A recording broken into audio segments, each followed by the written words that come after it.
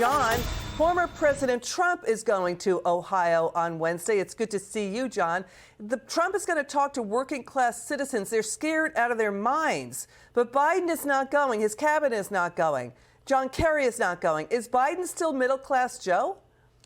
Well, thank you for having me on, Liz. Biden hasn't been middle-class Joe in a very, very long time, or Amtrak Joe, as he liked to be called. What we know from the public record is that the second he left the vice presidency in 2017, he immediately moved to cash in on his public profile. There was a book deal estimated in the high seven figures. There were lucrative speaking engagements. And then, of course, there was also Hunter Biden, who was making millions of dollars in the post-vice presidential years with foreign oligarchs in China and in Ukraine. And if you believe what Hunter has said, a portion of those proceeds were also being funneled up back to Joe. All right, so Trump goes to the border. Trump cracked down on illegal crossings. Trump stood up to China. He revamped trade deals. He rebuilt the military. He boosted school choice. He created 7 million new jobs. Those were not clawback jobs from a pandemic shutdown. He cut taxes. He cut regulation. He lowered drug costs. Watch even Senator Bernie Sanders give a shout out to my friend, he says, Donald Trump. Watch this. I think we have the basis for bipartisan work to tell the pharmaceutical industry that they really have got to stop ripping off the American people. A number of ways you could do it. The Inflation Reduction Act started by having Medicare negotiate prices with the pharmaceutical industry. Doesn't kick in for a few years. Yep. I think we should expedite that.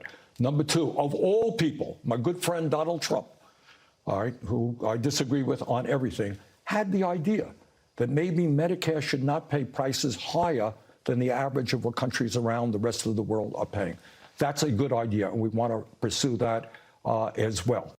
Bernie Sanders says Trump is his good friend. Your reaction? I mean, one thing you'll always can say about Bernie Sanders is he speaks his mind, and you might not agree with him all the time, but you definitely can believe that what he says is what he really believes. You know, it's just to what your earlier guest said, President Biden is in Ukraine, and as worthy as U.S. support for that conflict might be, he hasn't been to East Palestine. No one in his administration has been to East Palestine. And it does beg the question. This is Trump country. These are Trump voters. I have to wonder if they were Biden voters and it was 70% voting for Biden, if you'd see a different reaction from this White House. You know, John, to your point, the president calls himself middle-class Joe. He does that on the campaign trail to get votes. He only visited the border last month after his nearly 50 years in D.C. He's never had been there. Team Joe claimed for a year inflation was transitory, inflation hitting 40-year high.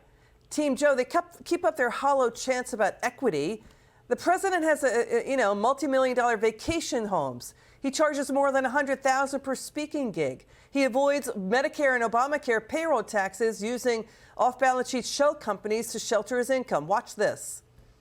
Criticism that this. Trying to compromise by your family's business relations. Sir, Mr. President, there has been criticism. I know I'm called middle-class Joe. In Washington, that's not meant as a compliment.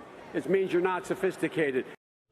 You know, that is such utter nonsense. Unbelievable. The price of gas, groceries, airfare, people can't afford to live under middle-class Joe. Right. He keeps saying pay your fair share when the Biden family took their fair share.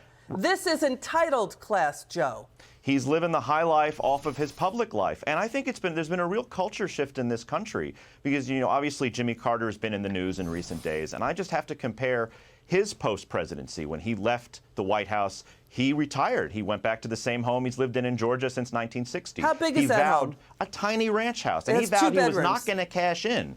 He said he's going to follow the example of Harry Truman. He's not going to cash in on public life. And say what you will about his presidency, he's led a model post-presidency. And it's just something from both parties we don't see anymore in this country.